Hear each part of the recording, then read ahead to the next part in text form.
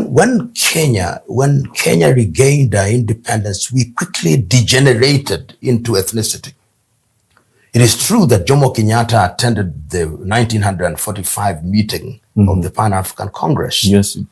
It is true that in the early days, there were Kenyans who were in the Pan-African movement, particularly in the labor movement, people like Thomas Joseph Mboya and Dennis Sakumu, they were in the Pan-African movement. Yes. But as a nation, we very quickly degenerated into ethnicity because we regained independence in 1963 in the entity that is called Kenya. In 1964, we begin to fight from even the very formation of the Kenya African National Union is a Kikuyu-Luo alliance in many ways. KADU is an alliance of the smaller ethnicities. And when KADU dissolves herself and joins KANU, our politics is ethnically defined. Yes. And when Oginga or Odinga formed the Kenya People's Union, no sooner has the party settled that it becomes a Luo party. Yeah. So that we have always been consumed in politics of ethnic personalities. When the Luos are following their leader, he becomes their leader because he's the ethnic kingpin. The Kenyatta becomes a Kikuyu kingpin. Moi becomes a Kalenjin kingpin. Gideon Gala was also considered in that vein.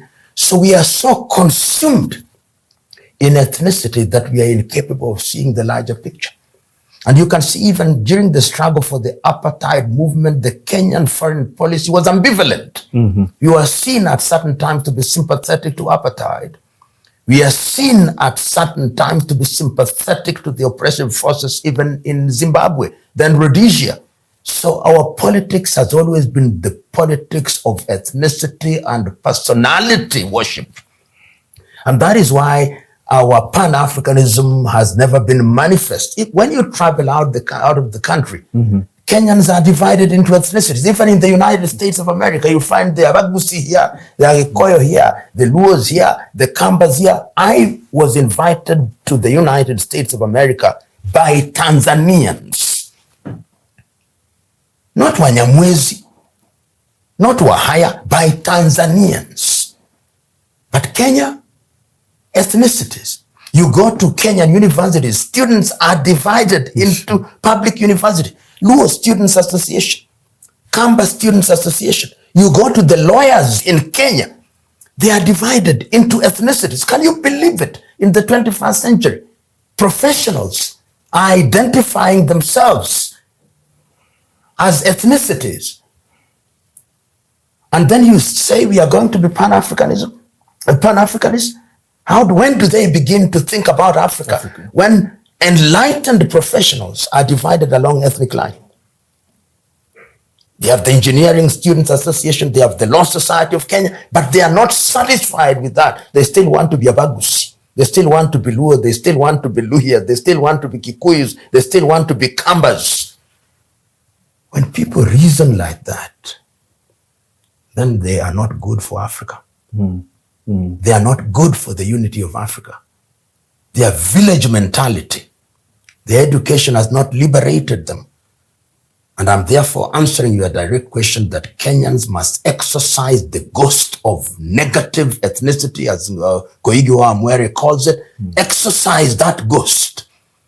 When the ghost is no longer resident in their minds and hearts, then the spirit of Pan-Africanism will have space. For the moment, that space is occupied by the ghost of ethnicity. So there is no room.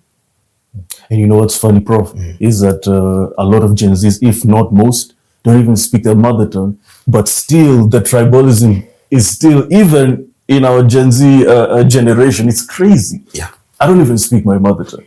But you find that, you know, you still have Gen Zs who are still congregating around. Yes. I call them the low voltage ethnic warlords. Low voltage because for the moment their followers don't bear arms. The day they bear arms, and we are in danger of that. When people talk about Haiti, the gang started in this way. They first start by wielding stones, then they graduate to machetes, then they get into AK-47, and then you lose your country. Wow. Prof, what are your last words, especially to, if you can look at this camera, what are your last words to, first of all, Tanzania? Because it's crazy what's happening there, and we wish them all the best. We wish that peace prevailed, and ultimately to the global African race. You know, the United Republic of Tanzania must remain united. The work that was done by Mwalimu Julius Kambarage Nyerere and Sheikh Amri Abeid Karume and their colleagues must not be undone. Tanzania has remained the country that we give as an example where sobriety prevails.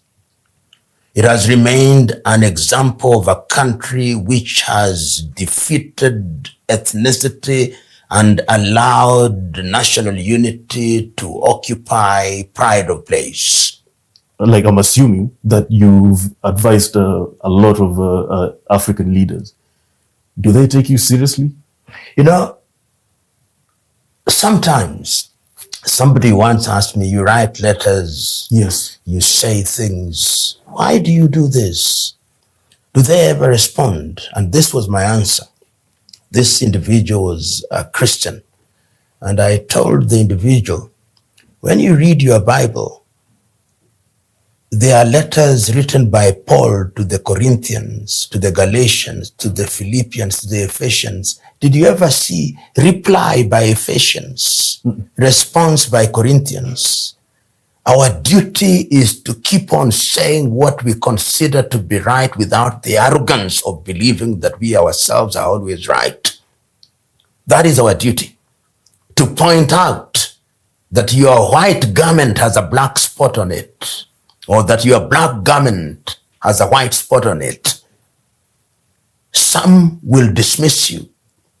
Some will hate you for it. But as I said a little earlier, lies take the elevator. Truth walks the stairs, but ultimately it is the one that survives.